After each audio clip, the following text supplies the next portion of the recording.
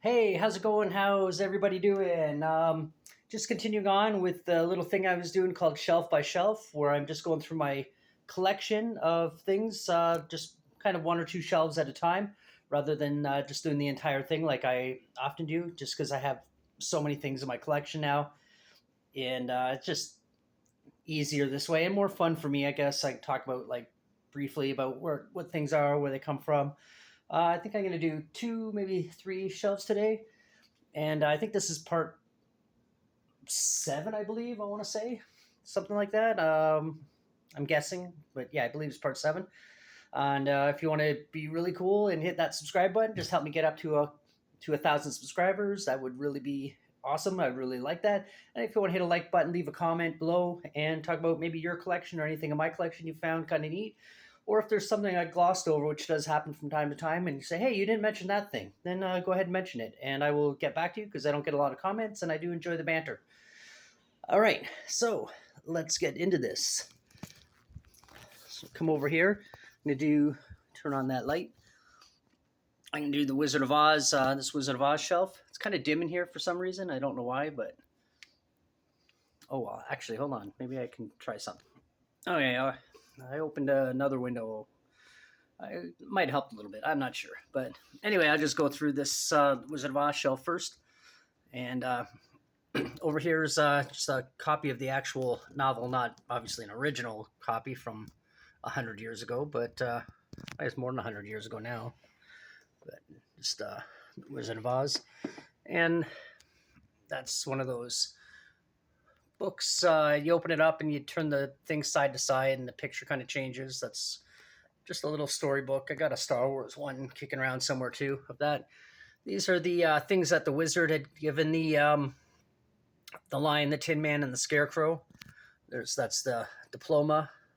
Yeah, I know it's dusty, but the diploma. They're pins, by the way, if you're wondering what they are.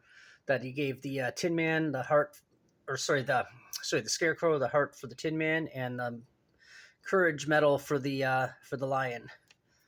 And then beside here's a pair of shoes. The pair of shoes, the ruby slippers. I think. Oops, I just knocked that down. I think it does something. My mom gave me this. I can't remember what it does. There should be a switch on here somewhere. Was this it? Oh, okay, it lights up, but probably looks better in the dark. Let's fix this up here. I'll fix it better later. And a little dish with Dorothy on it. A lot of this stuff came in the 75th anniversary. I think it was the 75th anniversary box set, but that's there. Got the flashlight on, but it's not really doing a whole lot. And back there, that's actually just a date book, but I kind of like the picture on it. Toto's kind of hidden in the background there. But and back there, that's just a fridge magnet. And then there, it's kind of like a snow globe kind of thing, and you shake it up, and you also it has a light in it that flashes and changes different colors. It's kind of cool. Let me see, does it still work, or is the battery dead? Battery might be dead. Oh, there we go. Again, much like the other thing, it would look better in the dark, but you can see it's kind of changing colors a little bit there. Turn that off again. Put that however I had it. And that there is the Wicked Witch of the West, of course, from the movie Maniacs collection from McFarlane. I don't know why it's not focusing very good, but anyway, it's really well detailed, really well made. It's got like the backdrop in there. You got the Munchkin Land, and then the Haunted Forest or whatever, the Witch's Forest, I think it's called. And then in the background, you got Emerald City. It's kind of a cool backdrop, and it came with like a little collector's card down there, and it actually came with a poster too. It was a bigger version of that poster, but the same picture. But yeah, some of my Wizard of Oz stuff, and then back here you can't really see, maybe right in there you can kind of see it reflecting. This bit of the box there, that yellow thing. That's actually a homemade. I copied it from the television and a homemade Wizard of Oz box that I made made years ago. It would have been 1988 because I know I wrote 19 copyright 1988 on it for some reason. But so I was 15 years old when I made that. And then what is this one here? That's I think it's just kind of like a making of kind of storybook, if I'm not mistaken, which is that red book there in the middle. So yeah, so this came out of the 75th anniversary collector's box set thing, and that's what came with that. And that might have come with it too. I can't remember. I know these came with it, and that date book in the back, and a few other things that are still in the box and the poster, as I said. So let's let's move. I haven't done this shelf yet, so we'll go over to this one here. My Breaking Bad guys in the background there, which look really cool. When the show came out, I was like super obsessed with it, like everybody else, and then when I saw these figures, I kind of like had to buy them. But I still do like the show. It's not that I got bored of it or anything. I mean, the show's done, but and Better Call Saul was also really really well done. Very different than Breaking Bad, but still really well done. And these are just some of the things that came with it. Chicken bucket from what was the place called? It's written there on the bucket. Yeah. Anyway, and a bag of money with the blue meth on top. The business card. Better Call Saul. Like right there. Then moving on, I got my Terminator 2 figures. The Arnie figure. I like Terminator 1 a lot better than Terminator 2. I mean, the special effects in Terminator 2 are amazing. Don't get me wrong. The mix of practical and CGI, just the perfect blend, just like in Jurassic Park around the same time. But the figures are just a lot cooler. And I don't see a lot of Terminator 1 figures just randomly, and I don't like to order offline. I like to find it. I like the surprise, the hunt almost. Got, there they are. Oh, arm's getting tired. My job all day, I'm lifting stuff. Now I'm holding my phone up. Anyway, some Planet of the Apes guys, Cornelius and Dr. Zaius. Really love the original Planet of the Apes series. These are all these. I believe these two are NECA, but I'm not 100% on those. But I know all these here are NECA. Cool. And Machete there, of course, Danny Trejo. That's a really well-made figure. Like, it actually kind of looks like Danny Trejo. You can see the tattoo, all the details in his knives from the Machete character. Really well-made figure. It's not posable or anything. It's just basically a statue. But I think it's pretty cool. And then, holy crap, my arm's getting tired. But from Pulp Fiction, oh man, I totally forgot the character's name. Wallace. Crap. I'm totally blanking out on his name. But you know the character. If you know the movie, you know the character, and it's probably one of my favorite movies of all time, at least within my top 10 or 20. So, but that's him there. And it came with it was with the box of donuts and coffee and the scene where he sees Bruce Willis on the street, and it leads into the whole Zed scene and that whole gay torture scene. But that's where that's from. And I got these bubble characters. They're in like bubble pods, I guess. And at the store I was buying them at, you couldn't see what was in the package. It was sort of like a surprise package, and they were like $2.50 or so a piece. And it was just kind of like luck of the draw until you get all. There's like 8 in this series. I got 6 and a couple doubles that I got rid of. But Beetlejuice, of course, the Nun, and then Regan from The Exorcist, and that is also Regan, one of the few Funko characters I have because I'm not really big into them. But the reason I bought that is because I went to the store that I've bought a lot of things in, and I didn't see anything, and I didn't feel like, so I saw that and I said, okay, I'll get this so I don't feel like I wasted the trip. So that's how I ended up with that. And I still kind of like it. It's like kind of cool looking. But there she is there in that version. And then Stripe and Gizmo from Gremlins, of course.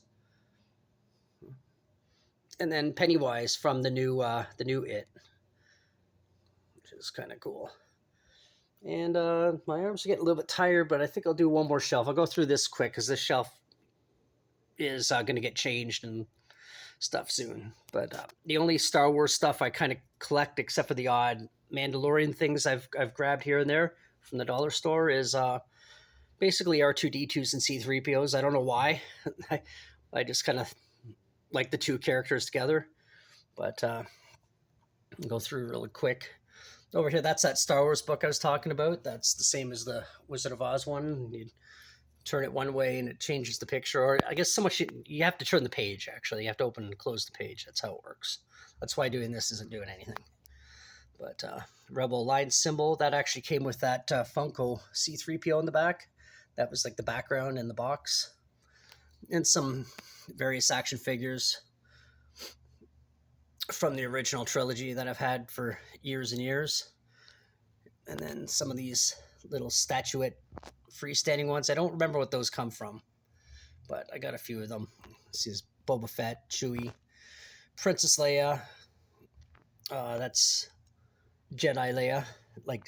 Return of the Jedi era Leia, C3PO, R2D2 over there. And the Emperor over here.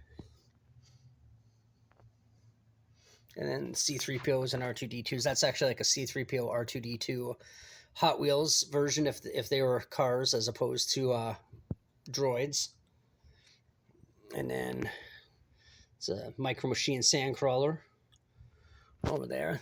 That's Yoda I bought at a garage sale or something, and then I just happened to have some paint and I painted it a bit. I could have done a lot better, but I'm terrible at painting and models and things like that. But anyway, I've had that for years and years. There's Yoda. That was from the Power of the Force collection, I think, from the 90s. He's in his like backpack when Luke was doing his training. You see him in the background here. This I got at the dollar store. It's the animated version. Oh, the Ugnaught fell over. Maybe he's just sleeping. Maybe he died. Maybe Yoda accidentally hit him with the lightsaber. Anyway, there's an original Jedi Yoda. Where is he? From there, it doesn't have the usually. Yeah, he would come with like a brown kind of jacket kind of thing, but I don't have that anymore. And that's actually a Christmas decoration. That Yoda there. And then over here, they got some really tiny Micro Machine, a Stormtrooper, and Boba Fett. And to give you an idea, yeah, that's how small they are.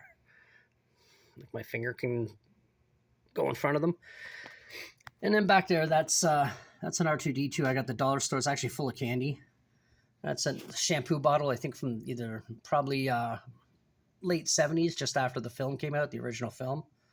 And then these little cardboard R2D2s and C3POs I got from the dollar store. It was like a whole collection of Star Wars things. They're the only ones I kept. That R2D2 there, where is it?